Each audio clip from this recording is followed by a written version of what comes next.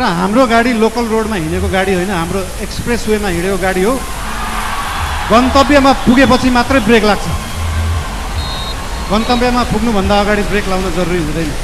आज विभिन्न विशिष्ट अतिथिहरूले विभिन्न सल्लाह दिनुभएको छ, शुभकामना दिनुभएको छ, सुझावहरू पनि दिनुभएको छ, चिन्ता पनि लिनुभएको छ।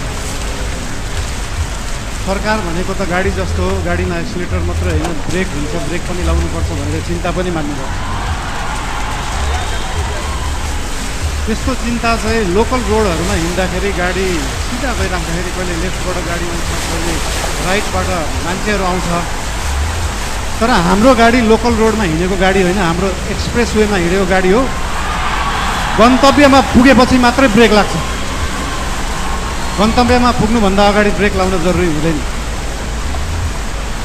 र हाम्रो गाडी अनियन्त्रित पनि छैन, वातावरण पनि मिलेर गएको।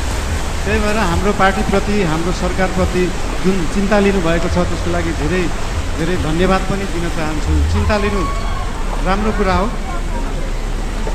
जनता र जनताको भोट भनेको हावा जस्तो हुन्छ, कहिले हावा यताबाट चल्छ, कहिले उताबाट चल्छ भनेर